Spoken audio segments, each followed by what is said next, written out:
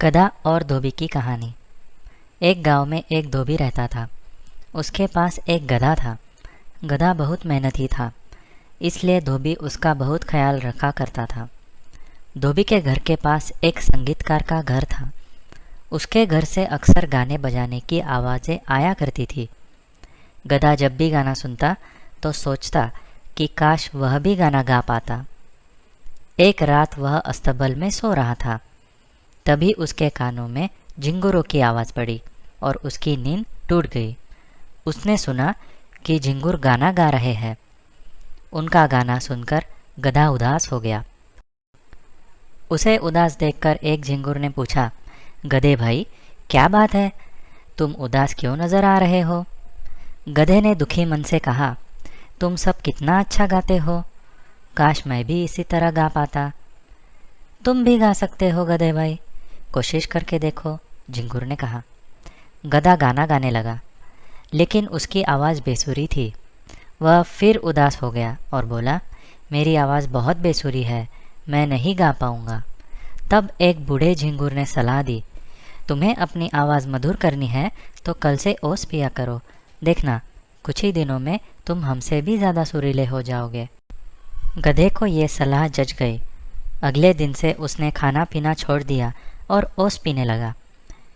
एक दो दिन तक तो धोबी का ध्यान इस तरफ नहीं गया कि गधा खा पी नहीं रहा है, लेकिन कुछ दिनों बाद उसे गधे के अस्तबल में चारा जस का तस पड़ा मिलने लगा और गधा भी कमज़ोर दिखाई देने लगा।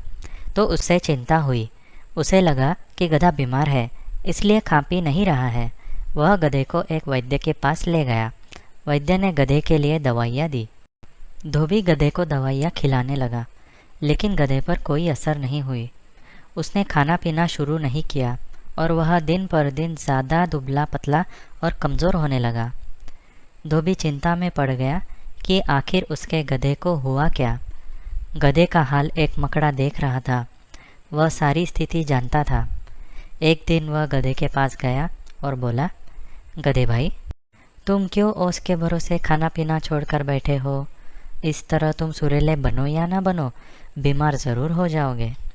गधे ने उत्तर दिया, मैं झिंगुरों की तरह सुरीला गाना गाना चाहता हूँ मकड़े भाई, इसलिए भूखे प्यासे रहकर ये परेशानी सह रहा हूँ। मकड़े ने उसे समझाते हुए कहा, गधे भाई, मेरी बात ध्यान से सुनो। मैं बहुत अच्छा जाला बना सकता हूँ, लेकिन यदि मैं तुम्हारी तरह बोझ उठाना चाहूँ तो नहीं उठा सकता। उसी तरह तुम बोझ उठा सकते हो, लेकिन जाला नहीं बना सकते, ना ही झिंगुर की तरह गा सकते हो। हर जीव में अलग गुण और प्रतिभा होती है। तुम्हें उसका सम्मान करना चाहिए।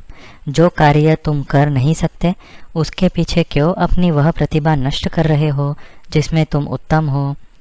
तुम्हारा मालिक भी तो तुम्हारी उसी प्रतिभा के कारण तुम्हें प्यार करता है। मेरी इस बात को समझो और कल से खाना पीना शुरू कर दो। गधे को मकड़े की बात समझ में आ गई। उसने अगले दिन से चारा खाना शुरू कर दिया। उसे खाता पीता देख धोबी ने सोचा कि वैद्य की दवा काम कर गई। वह खुश था कि उसका गधा ठीक हो गया। वह गधे के लिए और चारा ले आया और उसके पीठ पर हाथ फेरकर दुलार करने लगा।